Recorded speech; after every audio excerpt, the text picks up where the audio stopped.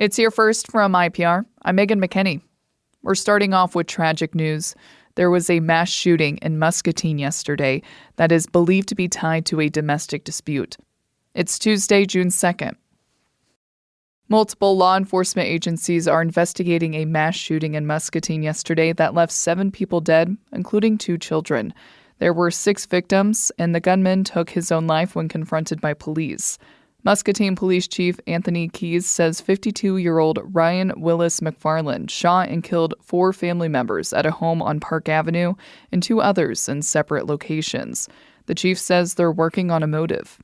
The preliminary investigation indicates the shooting stemmed from a domestic dispute. At this time, all victims are believed to be family members of the deceased. The Muscatine Community School District says 2 of the victims were students and 2 were district employees.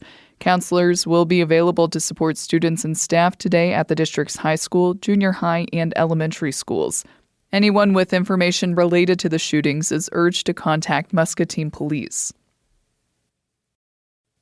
Residents of Palo near Cedar Rapids are asking the city to slow down on developing a new data center ordinance. The city made the ordinance after Google abandoned plans to go through Linn County. Here's more from IPR's Isabella Liu. Around 150 residents filled the community center in Palo for the city's first reading and public comment on the ordinance. Residents of Palo and nearby communities told council members to add more regulations on water usage and traffic. Other residents asked the council to table the ordinance completely. Cindy Anderson is a resident and council member of nearby Fairfax. The town is close to 2 data centers, which she said has caused major traffic problems. Why do the billion-dollar companies come to small towns? Because we say yes. I'm asking you to say no. Unlike the county ordinance, the city's version doesn't require a water study or water use agreement. Instead, water regulation goes to the DNR. Council members approved the ordinance in the first of 3 readings. I'm Isabella Liu, IPR News. Governor Kim Reynolds has signed bills into law intended to support local food purchases and water quality infrastructure and monitoring. IPR's Rachel Kramer reports.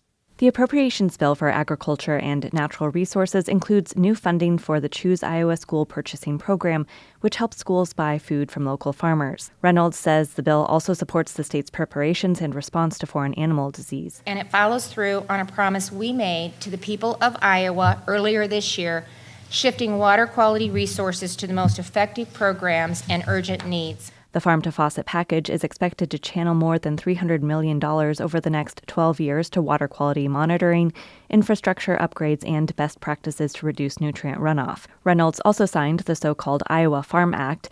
The wide-ranging package includes greater confidentiality for producers during animal disease outbreaks and tax cuts for honeybee producers and rural veterinarians. I'm Rachel Kramer, IPR News. Des Moines Public Schools is asking for feedback on changes coming to the state's largest school district. The Reimagining Education project aims to offer more interest-based programs for students. DMPS's plan includes creating signature schools that would combine standard education with themed interests like language or the arts. Project manager Becca Harris says the district is also going to renovate or close some schools. We have a couple of buildings where we said, this may not be the best place to continue to host students' educational experiences. Harris says the programs are part of a plan to try to improve district enrollment and operations. DMPS is asking for public feedback until June 30th before the plan is finalized. Today is the last day you can vote in Iowa's primary election. Polling places are open from 7 a.m. to 8 p.m., and Iowans will need to show an accepted form of ID to cast a ballot. Voters will have to register as a Republican or Democrat to participate in their chosen party's primary election. Iowans can register to vote or change their party affiliation at their polling place.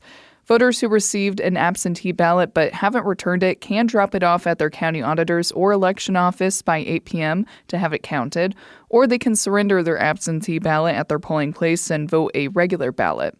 Iowans can find their polling place and more information about voting at voterready.iowa.gov. You're listening to Hear First from IPR. I'm Megan McKinney.